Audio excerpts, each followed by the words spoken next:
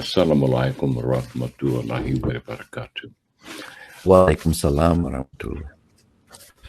Dear ladies and gentlemen, we're here once again with Brother Abdul Karim from the sunny skies of Southeast Asia in Kuala Lumpur, and where he's ensconced doing whatever ensconced people do. And I'm here in sunny Kentucky, in the middle of the state here, enjoying the wonderful fall weather. And we're trying to uncover, reveal, discuss, enumerate, review, elaborate on the various problems that that Muslims have suffered as a result of their misguidance due to the so-called Sunnah of the Prophet, which is the example of the Prophet, which was not really written down for the first 200 years after his death. And so that's the body of the Hadith, which is attributable to the Prophet of the Sunnah, to the habits, the life of the Prophet, the Sunnah of the Prophet, what the Muslims call. And this is supposed to act as an example for Muslims to model their own lives and activity after. Well, I think Muslims were doing their best to adjust to this modified approach to Islam when Baghdad was destroyed.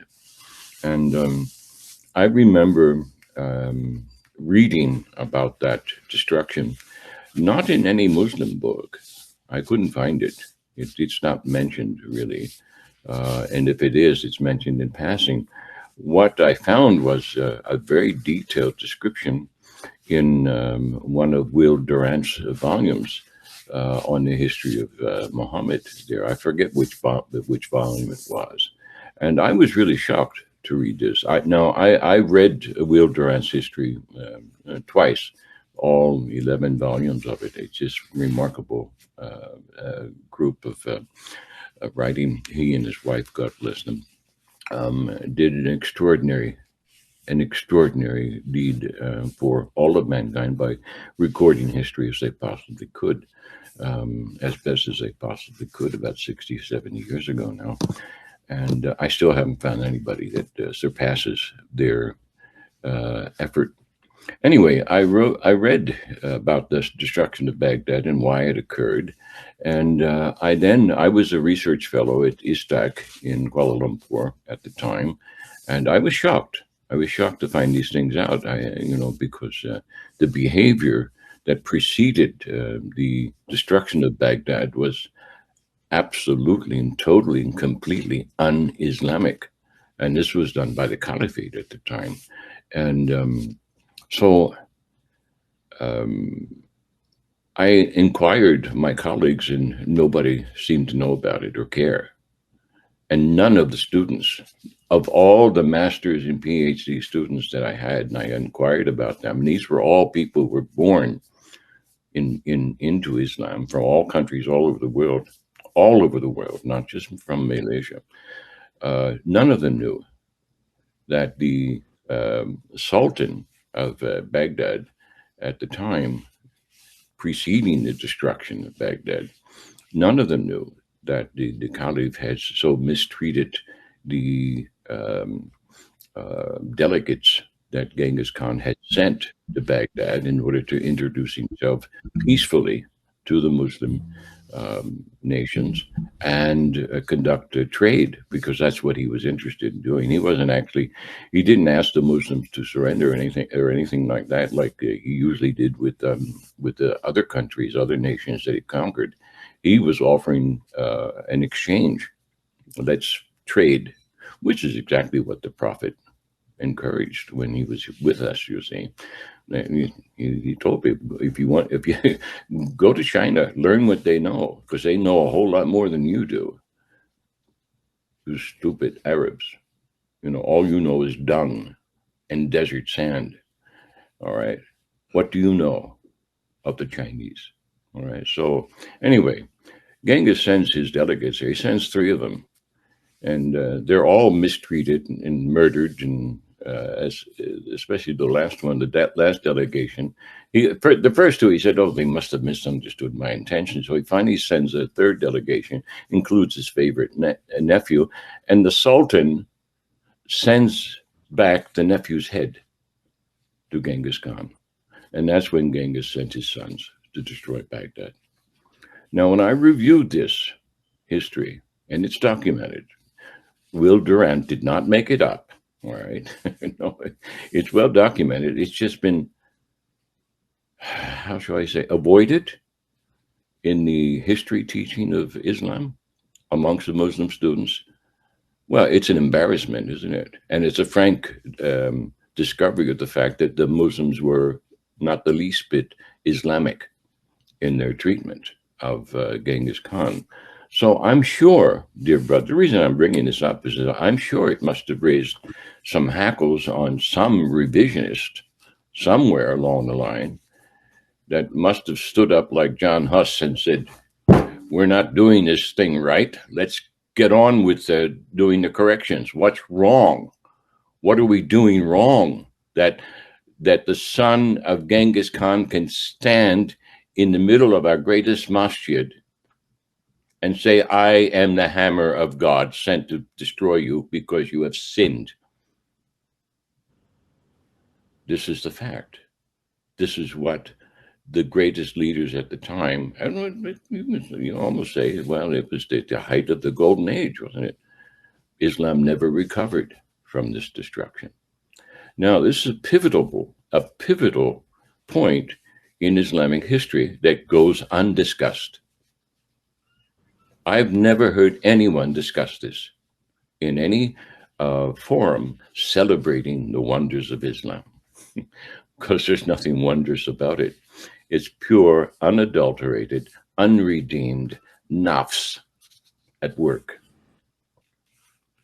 dealing with the most terrible of crimes, which is human pride. We're the chosen ones. Well, that's what they were saying. We're the chosen ones. God's on our side. We don't have to treat these people with human decency.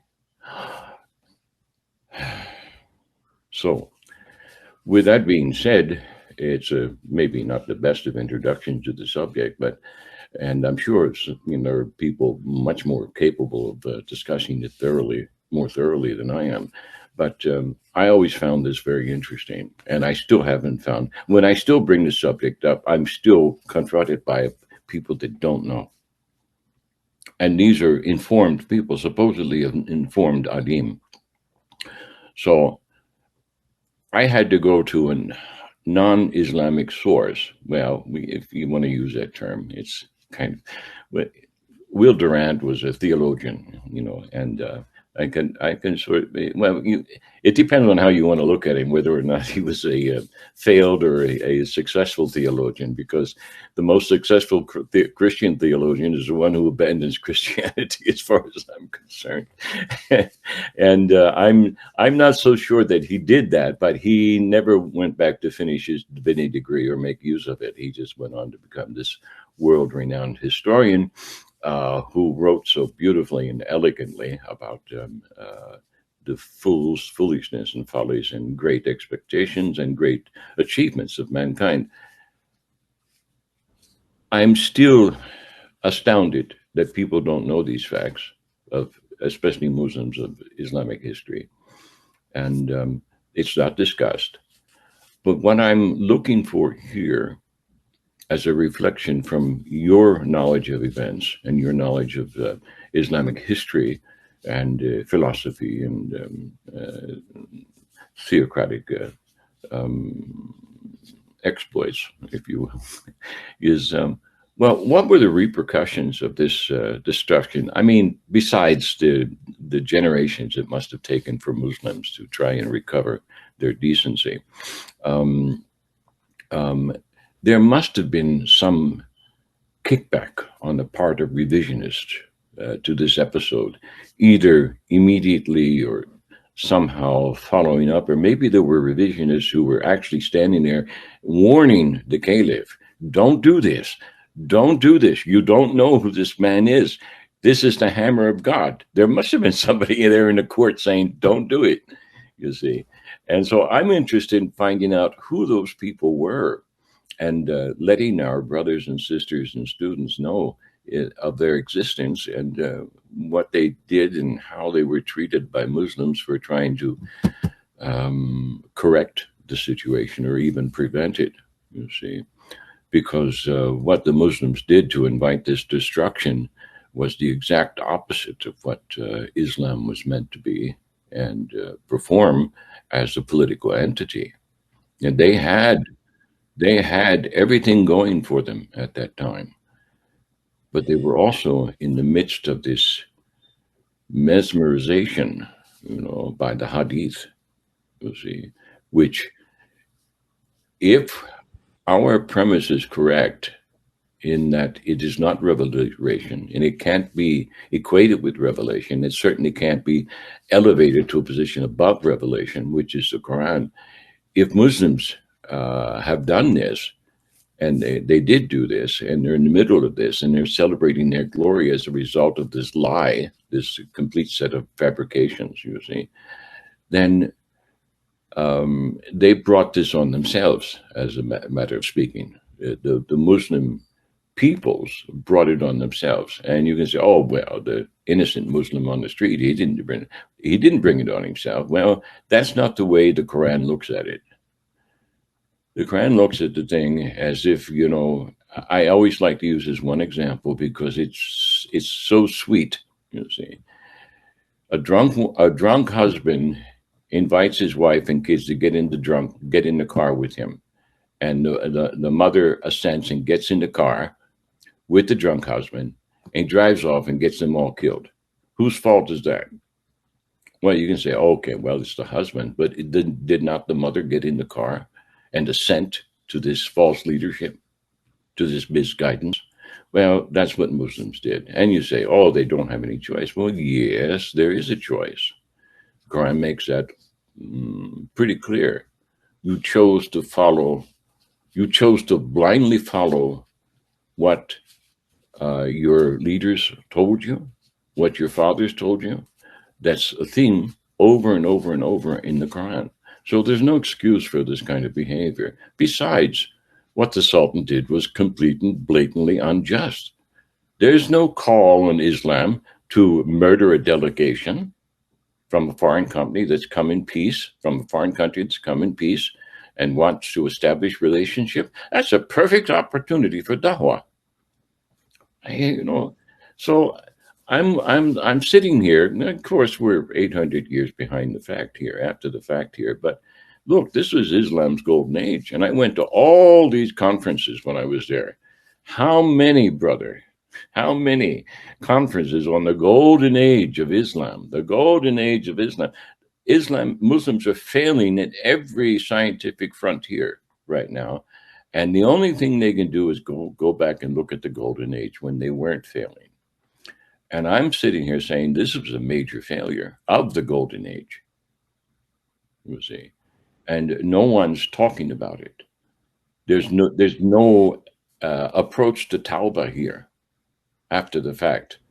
I mean, when I realized what took place there, and I confirmed the history, because there were historians who know, they just don't want to talk about it, you see. So I confirmed the history. I said, is Durant right? And I went to this, that, and the next person. And I said, yeah, he's right. That's what they did. And why don't we talk about it? It's embarrassing, isn't it? It's embarrassing. This is human denial. So Islam is still suffering from the same common sins that all men and women suffer from. And human denial is one of them. That's a lie. There's no room in heaven for liars. All right. So let's get that scientific principle right out on the front. There's no room in heaven for liars. I mean, especially those who count a lie against Allah. That's not going to pass on the day of judgment, whatever that day is. Okay.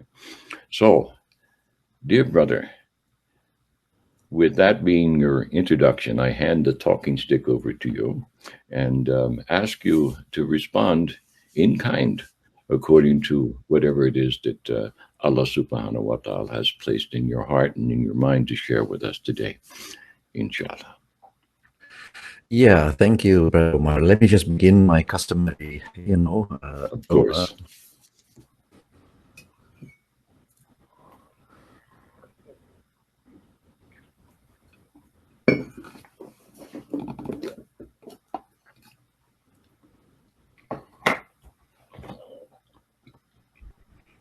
Yeah, so how do I put this? You really opened another hornet's nest with that question, but I think the question is justified and very important. I can also confirm that I came to this knowledge relatively recently myself. And when I share some of this knowledge with some of my Muslim friends, they born Muslims, one of them lived in the UK. They also haven't heard about it. You see, this haven't heard about these dark incidents in Islamic history. So the question naturally arises: is there an attempt to sweep all this bad stuff under the carpet? Is there an attempt here to cover up the truth? And do we not know that the meaning of to cover up? What is the Arabic word for covering up? It's kufr. Why is it that people are not willing to look at truth in the face and accept that we messed up, we made some mistakes, now we got to do better from now on? This is a culture of self-denial, as one guest pointed out at one of our conferences when I was still at IIS. Why is it that so many Muslims are sticking their head in the sand just like the proverbial ostrich? Yeah. Hold on a minute, brother. You're breaking up. The connection is not very good. Hold on to your thoughts there. Can you sign out and sign back in? Yeah. It's better now. Did you do something? Well, I tried to sign out. I pressed some button. I'm not sure. Well, maybe it's corrected itself. Go back and take your response up from the point where you you discovered these things yourself. You discovered this fact yourself, and then what did you do? Yeah, like I said, I came to the knowledge of these things quite late. I think there's an attempt to somehow sugarcoat Islamic history, including intellectual history. I could add also, I have recently scanned a book called War and Peace, put out by some institute in Jordan, I think, and one of the editors was Professor Dr. Muhammad Hashim Kamali, my former boss and mentor for nearly a decade. And the other, one of the other editors was Prince Al-Ghazi, I think from the Jordanian royal family. And plus they have another editor, and I found this book on the internet in a PDF format. So, and it's a very long book, by the way, and it's about war and peace. So I scanned it. You can do an easy scan of a full text if it is in PDF format by basically doing a search for a keyword. So I searched for the word jihad al-talab, that expression, which is aggressive war of aggression, which was part of a lot of Sunni scholars, agenda, including Imam al-Shafi. You see, he endorsed wars of aggression called jihad al-talab on the basis of his acceptance of the alleged abrogation of. I'm sorry, brother, you're breaking up again. Still breaking. Yes. Just go ahead and sign back and just hit the close the tab button. Yeah. And then go back and sign in. Certainly. All right. Let's do that. That's probably the best thing to do. Yeah, for sure. Based on the doctrine of jihad al-talab, or the aggressive jihad, and they attack non-Muslims, and there comes a blowback, and the blowback destroys the people who went on the initiative and attacked in the first place, you see. So even the Nazis, look, Napoleon, both of them invaded Russia, waging a war of aggression, and what was the result?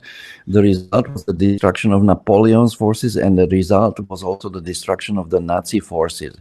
Look at a picture of Berlin at the end of World War II. You will not see much difference between what it looked like and what Stalingrad looked like.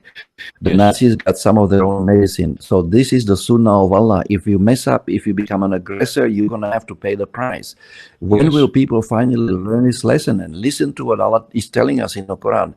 Allah does not love aggressors, you see. And verse 193, Surah Al-Baqarah says, there shall be no hostility. Udwan is the Arabic word. No enmity except against the zalimi, the people who are wrongdoers. So we cannot attack non-Muslims just because they happen to be non-Muslims. That's not a good enough reason to start attacking anyone. The doctrine of Jihad al-Talab says, and by the way, this was supported by Imam al-Shafi'i, Ibn Hazm, Ibn Khaldun, and even Abu Hamid al-Ghazali all supported the doctrine of aggressive, or some people call it preemptive jihad, which says that that it is actually our obligation, it is a religious requirement, the sixth pillar of Islam, to go and attack, first invite non-Muslims to Islam. If they refuse, then ask them for some protection money, just like the mafia will do. And if they refuse to pay the protection money, then we go and attack them and kill them, or unless they submit, until they submit. So this is really what a friend of mine on Clubhouse described as a gangster Islam. This is not the real Islam. That's what it is. That's what it is. Yeah. Exactly. So these traditionalists who subscribe to this doctrine of Jihad al-Talab, they have basically turned the Ummah into a mafia. Now, how much worse can it get? You see, I am not a mafioso, and I'm not prepared to go harm anybody just because he happens to think differently about matters. If he tries to harm me, of course I have a right to defend myself, and I will, inshallah. But if somebody wants to be peaceful with me, I have absolutely no grounds to wage any kind of aggression against him. And this is what the traditional ulama really, where they messed up real bad. And that brings me to the topic I wanted to mention, a massive book called War and Peace in Islam, put out, I think, by some institute in Jordan. Editors were my former boss and mentor, Professor Dr. Muhammad Hashim Kamali, and also Prince Ghazi, I think, from the Jordanian royal family. And there was one other editor. I think it's a collection of articles. You can find it online in PDF format. I checked the whole document. And I ran a search whether anybody, so many writers, ever mentions at all, even one time, the expression jihad al-talab, aggressive jihad, which was a very big part of the discussion among the classical ulama. Guess what? Not a single mention, brother. Not even a whisper about this. So now, what kind of treatment do you get of the issue of war and peace in a book that completely disregards this very major blunder on the part of the Muslim scholars who promoted jihad al-talab, an aggressive warfare against non-Muslims, who promoted basically spreading Islam by the sword, which is a total aberration and totally anti-Islamic. So I was really thoroughly shocked. I still am shocked. I'm still trying to come to grips with it. How did such substandard scholarship ever become part of mainstream Islamic teachings? I'm shocked, brother. I'm at a loss for words. Yeah, it is. It's shocking, but I'm sure that prior to you or I or any one of our generations having realized, I'm sure that there have been others who were just as shocked. You see, and I'm trying to find out, well, who were these people? There must have been others who were just as shocked and said, "Hey, this is the wrath of God.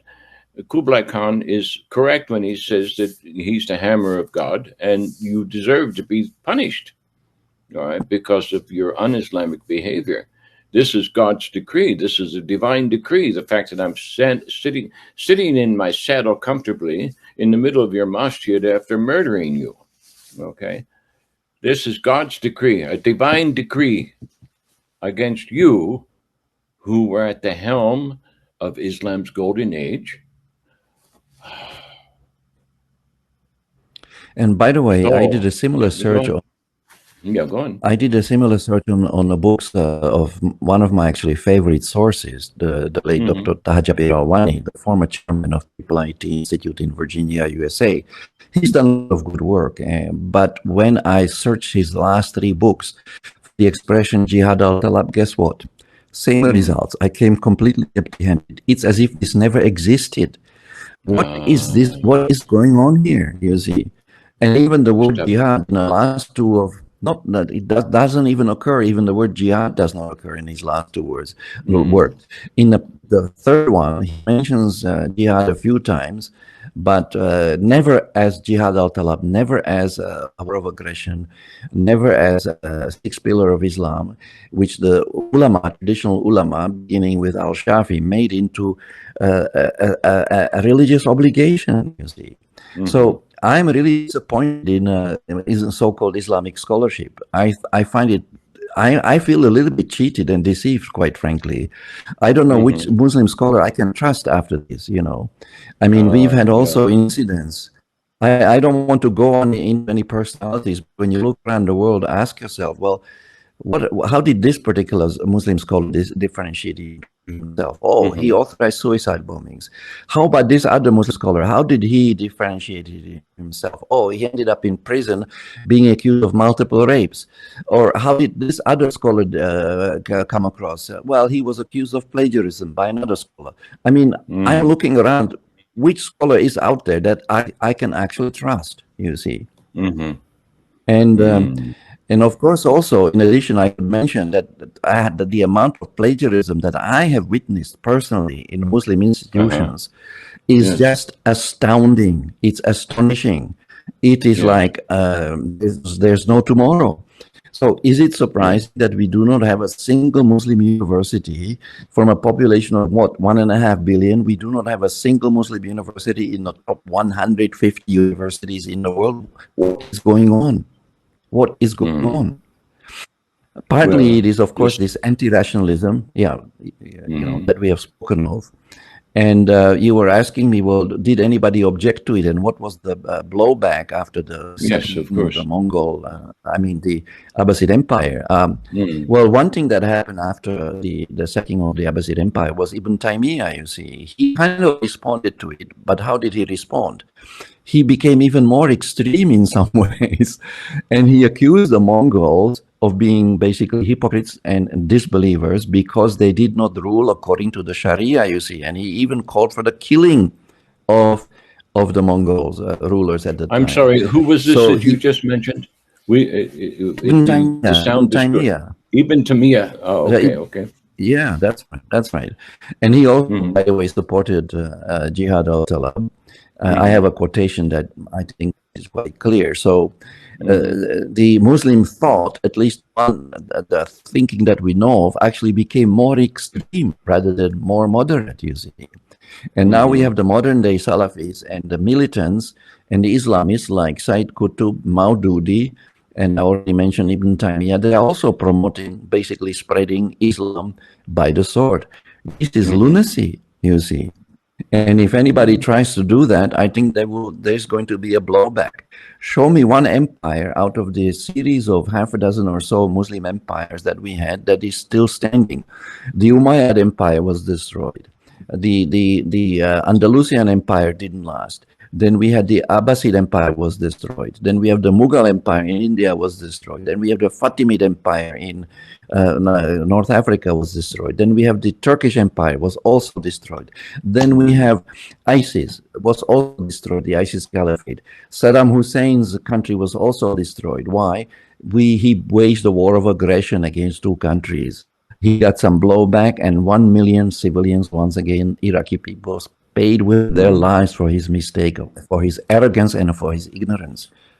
It looks like it looks like the Muslims in the Middle East are being led down the rosy path again here with this recent effort on the part of Hamas, and if Iran is with them, it looks like they're trying to reestablish their empire.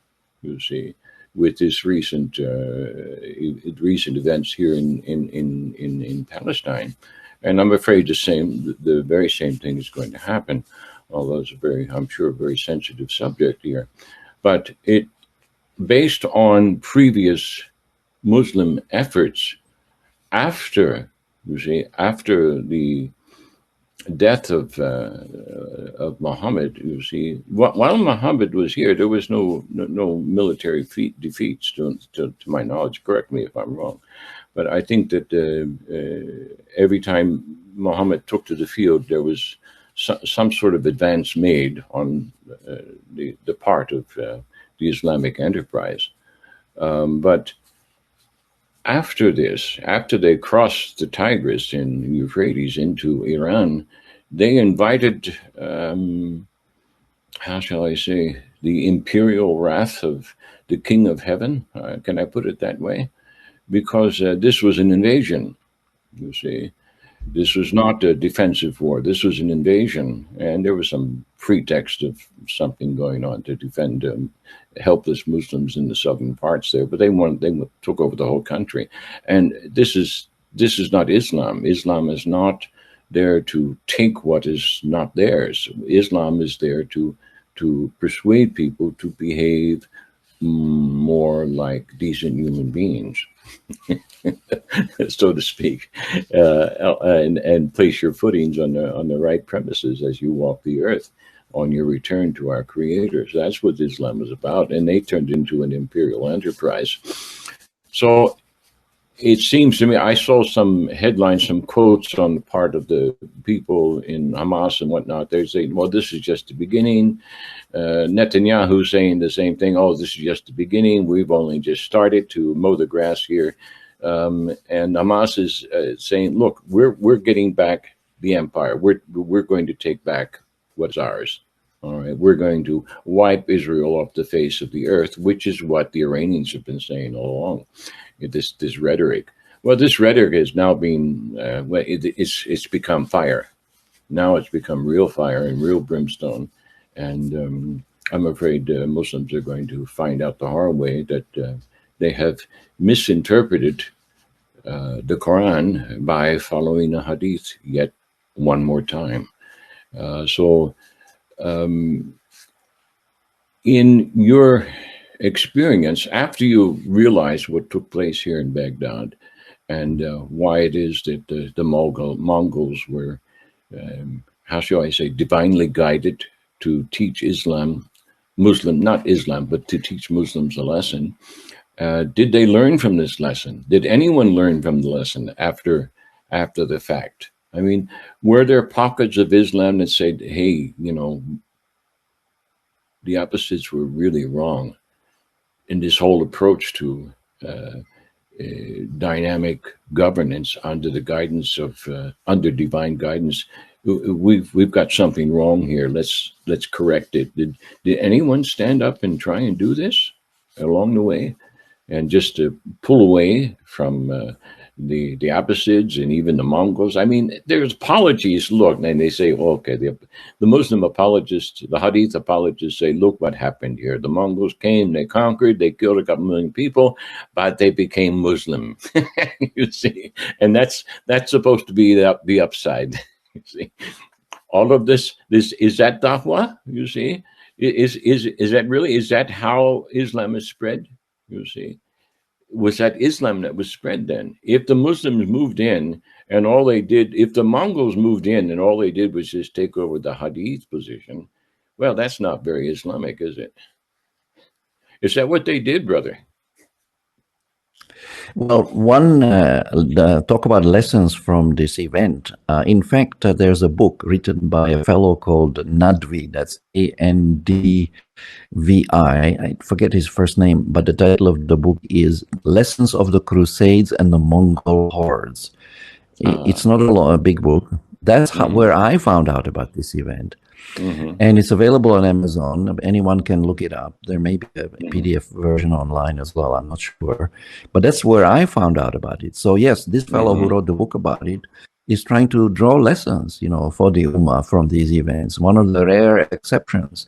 Because like you said, we have so many apologists for traditional Islams, so many people who try to paper over all these bad things that were perpetrated in some cases by Muslims themselves, and who see things in binary terms. It's us versus them, us against them. Like George Bush one time said, but I think he stopped saying it, if you're not with us, you are against us. Otherwise, there's no middle ground. That we have a clash of civilizations, according to some of these people. The Darul Islam versus Darul Harb. The abode of peace against the abode of war or the abode of kufr. You see, this is binary simplistic thinking that is very typical of extremists who are not able to make finer distinctions than between two things, black and white. There are no shades of gray for these people. Unfortunately, Islamic education does not, traditional Islamic education, at least as much as I know about it, is not very analytical in its approach. People are not encouraged to think. They are not encouraged to ask questions. When people ask questions, they are scolded, reprimanded, sometimes even chased out of a school, like happened to a few people. So this anti-intellectualism is very, very dangerous, and has exacted a heavy price from the Ummah. It also left the Ummah badly behind in the areas of science and technology. As a number of people pointed out, in the middle of 19th century, around 1850 or so, when the Muslims came into contact with the West, they realized how backward they were. And that's when all those modernist movements began to spring up, like Jamaluddin al-Afghani, Muhammad Abdul Rashid Rida, and many others. And we had, of course, also, Quranist movements in India and also in Egypt. These were all attempts to respond to the misrepresentation of the teaching of the Book of Allah that transpired as a result of superimposing the Hadith on the Book of Allah. And basically, the Book of Allah was buried under this heap of Hadith, and also the work of scholars who even for themselves claimed the authority to abrogate, in some cases, the words of Allah. Can you believe this? There was a scholar by the name of Abul Hasan al-Karhi. He said, if anything we say conflicts or contradicts with what Allah says, consider Allah's words abrogated. My goodness, what is with these people? Yeah, and I got this from Taha Jabir al-Awani's book, by the way, 2017. That's pure arrogance. Pure arrogance, and it's not just arrogance, it's incredible ignorance, you see. So if this is the kind of scholars that are providing leadership for the Ummah, I pray to Allah to protect us from such scholars, because these people have just brought utter destruction on you with their misrepresentations, falsifications, and misinterpretations, of the Quran. Dr. Amahi mentions in his book, an excellent book, by the way, if I may, reiterate, The Muslim's Greatest Challenge, choosing between Islam and tradition. He estimates 95% of the traditional tafsir is unreliable.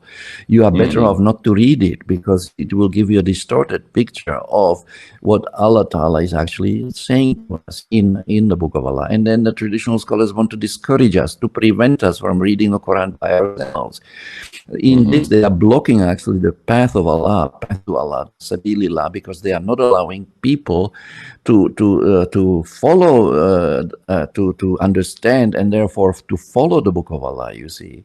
So they are actually preventing people from being Muslims by preventing them from understanding and therefore from following, the Quran. So they throw all kinds of obstacles in the way of the people who want to follow the Quran. And then when people say, I follow the Quran only in matters of religion, the Quranis get accused of being, kafirs and what have you. Well, ask yourself, what did the Prophet follow? Did he follow Bukhari, Tirmidhi, Nasai, Ibn Majah, or any of these? Of course not. Well, then what did he follow? He followed the Book of Allah. So he was a Quranist, okay? So would you also accuse the Prophet of being this, that what you are accusing us? These people are so badly misguided, so misinformed. It's really catastrophic, brother. I'm at a loss for words. I just don't know what to do with these people anymore. But unfortunately, fortunately, we have a strong growing Quran only, or Quran-centric, if you prefer, movement. Now, don't get me wrong. I'm not saying throw out all the hadiths. After all, we follow the best hadith, which is the Quran, which also has the best tafsir, the best exegesis, best interpretation. Yeah, right. But we can still keep Bukhari for some purposes and the others. You want to find out a little bit about the history or the past. If anybody wants to do that, I say go ahead. You can find 98 hadiths in Bukhari that tells you where to put your hands when you pray. But here, 98 hadiths. But if you want to find about justice, reason, morality, ethics, freedom, or human rights, you will not find any book on any of those topics in Bukhari. You No. will need to go to the Quran, the Book of Allah. So you see, even the representation of Islam that we get in Bukhari is very, very different from what we get in the Book of Allah. So if the Ummah wants to rise up again, it needs to return to that which gave it strength and guidance in the first place, and that was not Bukhari. It was the Book of Allah, if I may put it that way. So yes. Well, but in terms of the people who objected, I could mention in 699, the leader of the Qadarites who believed in freedom of the will was beheaded by Marwan. And then in the following century, 786, 5,000 philosophers or rationalists, free thinkers, they were accused of free thinking.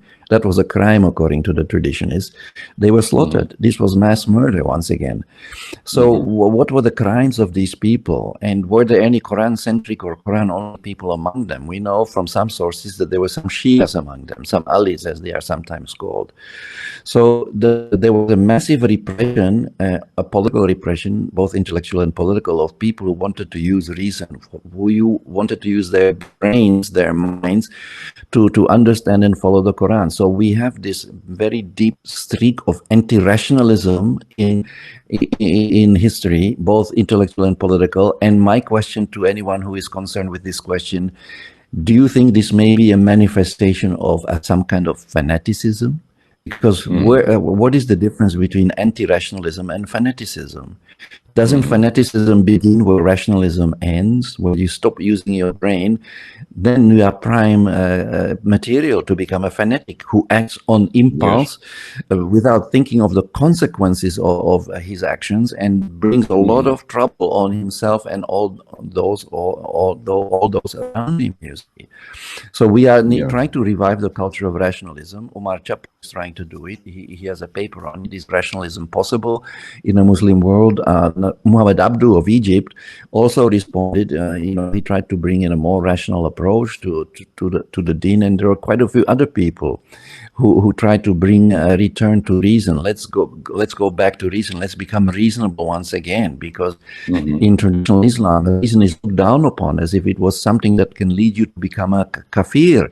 They even have a concept, I think I mentioned it before, the concept of al-kufr, that the very act of thinking can make you into a kafir. Now, what kind of nonsense is that?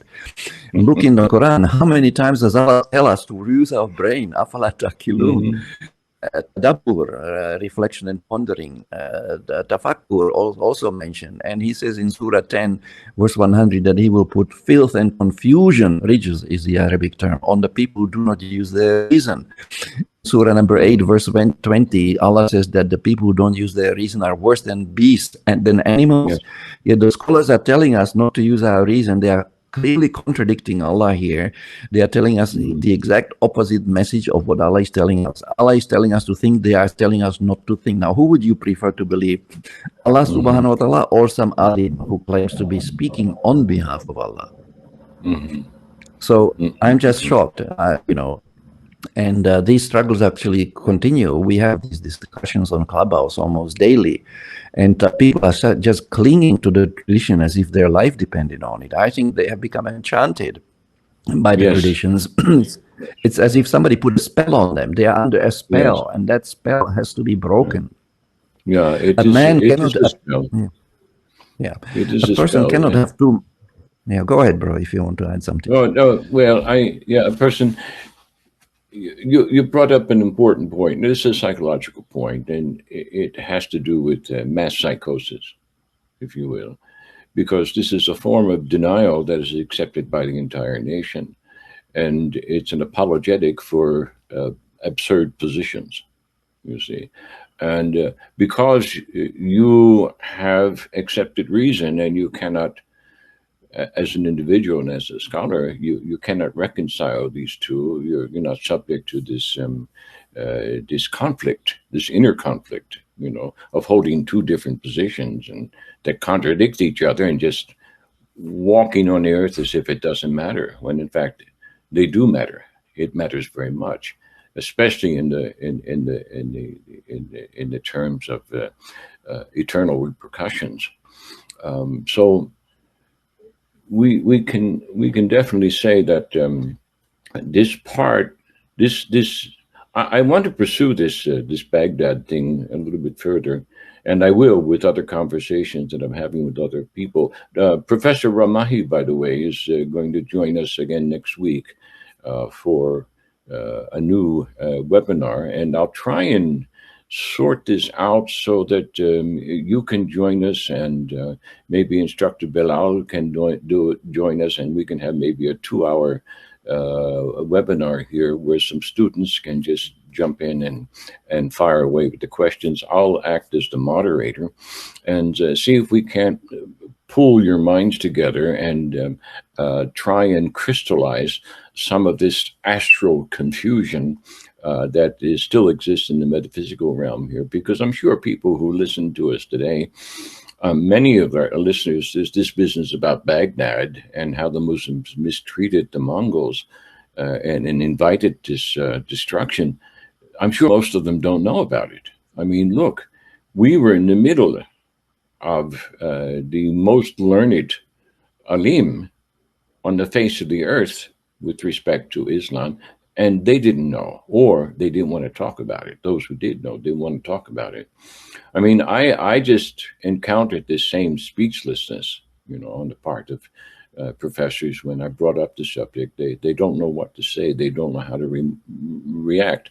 And one of the reasons they don't know how to react is because of this conditioning, this mesmerization, if you will. Because it is a spell. They're under a spell. And because they're under a spell, they can't use the reason in a spontaneous fashion to come up with a rational argument that's going to defend their position, because they have no defense. It's just their position is indefensible. So rather than try and defend something that can't be defended, they just ignore it. Okay, then this is human denial. And this kind of ignore is a manifestation of ignorance, you see, which is what you just mentioned a few minutes ago. You're flabbergasted by this ignorance, this arrogance, and combined with ignorance. Well, gosh, that's compounded ignorance now, isn't it? Because that's what got the Muslims into trouble to begin with. We're God's people, and God's with us, and we're not going to lose, so let's just go out and do it. Allah Akbar, and they get into this crazy manifestation of a irrational position, which is a reactionary position, actually, you see, because there's no thought involved. They just react.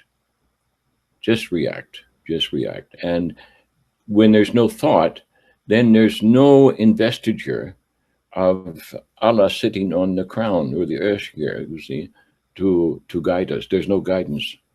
So this is the blind leading the blind into the mud of which is actually quicksand, and that's where they get swallowed.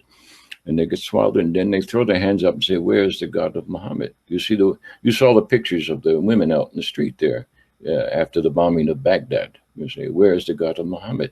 How did this happen to my children?" You see, how does that poor woman? How does she apologize for that? How does she get to that point? She got to that point because she's a blind person following blind leadership, you see. And so what happened to Baghdad in the 12th century recurred again in the 20th century.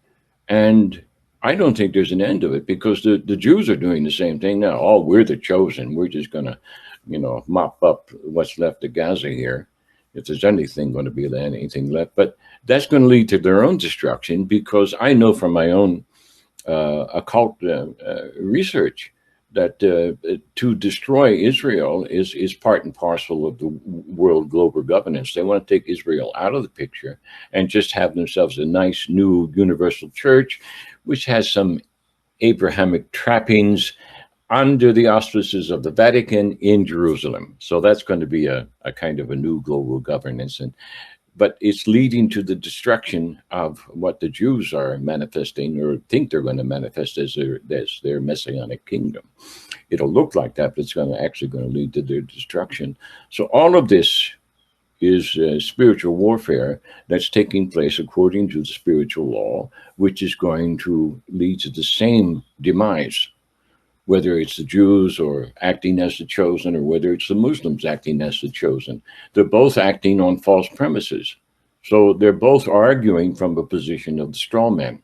Oh, our theological position is correct. Oh, our theological is more correct because we're standing on the Hadith. What about? Then there comes along people like yourself or myself, and we say, well, what about the Sunnah of Allah? No one's looked at that, you see. And that's what we're supposed to be looked at. Because the Quran says, look, my Sunnah doesn't change. I always deal with people in the same fashion. Look at those who came before you. They were established in the earth even greater, far greater than you will ever be established. And I destroyed them. And it's the same sin that destroyed them, their ignorant arrogance, this compounded ignorance, which enters the throne room, okay, of whatever their political position is, and causes them to arrogantly commit misdeeds in the name of Allah. Now, Allah's not going to stand for that. Of course not. And the laws of the universe are set up so that it can't be stood for. You can't operate from that position and expect ongoing victories, which is what the blind people do. They say they keep on making the same mistakes, and they say we're going to get it better next time. No, it's not going to happen. Your mistakes are only going to get worse. The destruction, the judgment are going to get worse, etc., etc.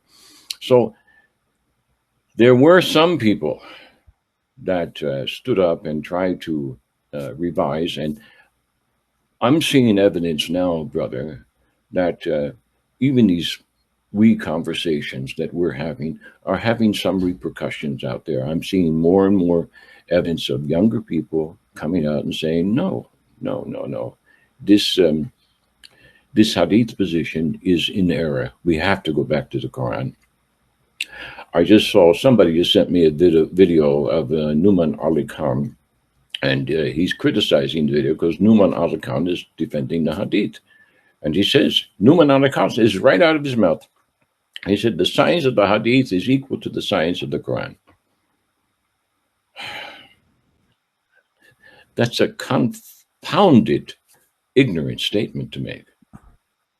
And it shows you how blind even someone as informed as he is because of this charm. The Hadith has charmed the scholars. The Hadith has charmed the how shall I put it? It's charmed the Ummah, charmed the common people, so that they're no different than Christians waiting for the three wise men to come and visit the Christ child on the night of the Nativity. They accept all of these traditions, all of these fairy tales as something that's true. There might be some evidence of truth in there, but the Christian tradition is even crazier than some of the Hadith that we've seen, you see. But they're all defending a false premise, which is the straw man. And when you're going to argue with Allah with the straw man premise to begin with, hey, there's no way you're going to be able to stand, because Allah has to do is bring that fire, and your straw man's gone up in flames. It's gone. Okay. And that's what I'm trying to get the point made across here. Look, the Abbasids got Baghdad destroyed because of their position in defending the Hadith, which they fabricated. Okay. So they believed their own lie. And that's another psychological manifestation of a kind of psychosis, you see. So this is a group psychosis. So we're trying to pull our listeners and trying to pull the systems away from this psychosis, okay? Because it's toxic. It's toxic. And it's toxic to the point that they will actually consider themselves being justified in killing you or myself or anyone else who's talking in these terms. They'll kill us and think they're doing God a favor. Okay, that's a human condition. It's all too human.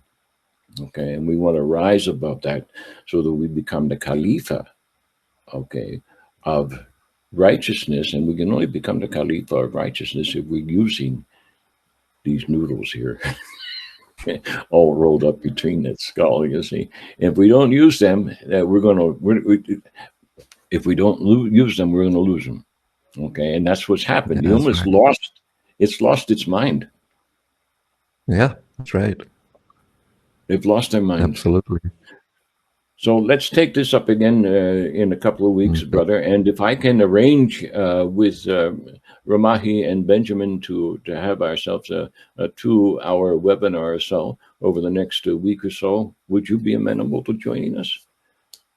Yes, it would be my pleasure, in fact, to join such a distinguished company. Absolutely. Wonderful. Thank you so much. Inshallah. Yes, go on. So yeah, I actually look forward to that. Yeah. Okay, wonderful. Let's hope it works out. Wonderful. Okay, anything you want to add before we close here, brother? No, I think that's about it. If I think of something, I'll save it for next time. Okay, very good. Well, if I don't see you beforehand, we'll see you again in 2 weeks on Tuesday morning, 2 weeks from now, inshallah. Wassalamu alaikum wa rahmatullahi wa barakatuh. Wa alaikum salam wa rahmatullahi wa barakatuh.